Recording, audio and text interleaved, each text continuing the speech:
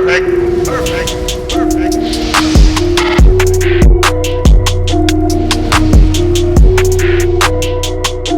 What's going on, everybody? RB, Philly Take with RB. No intro needed. Let's just get right into this, man. So, if you guys have not heard already, Nigel Bradham went and pretty much dissed the Eagles organization yesterday in a virtual interview with the Saints. And he also dissed the Bills as well, but more specifically, we'll look at the Eagles. So, if you guys haven't seen it yet, I will play the clip for you right now.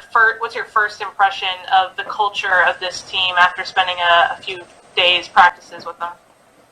It's definitely a different type of environment, a different culture. Because the last two organizations I went to wasn't really a winning organization. So when you come to a place where it's known for winning and known for being in the postseason, you see the different type of culture they have. Are you serious, Nigel Bradham? Look, I'm not going to come on here and trash Nigel Bradham and throw a bunch of dirt on his name because I am appreciative of what he was able to do as a member of the Philadelphia Eagles, and he was an integral part, to be honest, maybe an underrated one, but honestly an integral part of helping us win a Super Bowl in 2017. But some of these facts are just off, man. Let me put up this graphic real quick. It is the Eagles and Saints side-by-side comparison of the last 20 seasons. More division titles for the Eagles, more playoff appearances, more playoff wins, and the same amount of Super Bowls. The Saints won a Super Bowl back in 2009 or 10, I believe, with Drew Brees and Sean Payton early on. And they've made the playoffs since, you are right, but I mean, they haven't won anything else. You know, they have choked in the playoffs. They got screwed a couple years back. But overall, the Eagles, since Nigel Bradham came to the Eagles in 2016, we've made the playoffs 3 out of the 4 seasons he has been here, and we've made it the last 3 years. We've made it the last 3 years, despite a bunch of injuries, despite all the adversity, and we had that whole underdog ride and won the Super Bowl, and you were a main part of it. So what the hell do you mean that the Eagles are not a winning franchise and don't have a winning culture? Guys have openly expressed how Doug Peterson has created an amazing culture for Eagles players. I do not understand this one bit. Now, he went on to speak with John Clark, who reached out to him immediately. And he says that Bradham clarified his comments by saying when he got to Philly in 2016, it wasn't a winning organization coming off of Chip Kelly. And he says, we built the atmosphere of winning with Coach Peterson, and I was the first free agency class that he had. I love Philadelphia always and forever. We don't love you anymore, Bradham. F you. Really? I mean, you're right about the Chip Kelly thing. He is absolutely right. Andy Reid had a playoff team that went deep every single year for the most part. And then Chip Kelly went and botched everything. And Doug Peterson built it back up. But those are two different things. Those are two different things. Nigel followed up with a tweet today after all the lash he received, and he said, only speaks fact regardless of how you feel. It's a difference in building a winning place than one that's already established. So I feel like he was trying to say that the Saints are more established, in his first year going there. But those are two different things. You need to think before you speak, Bradham. I mean, that is just a weird thing to say, especially for a team that got you your first ring. If you don't want the ring, take it off and give it away.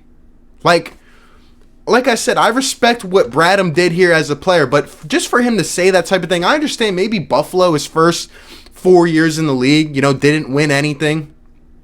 But I really felt that with Philadelphia, and where he was able to get that first big contract, $40 million, where we really welcomed him in and watched him blossom, in my opinion, into his best version.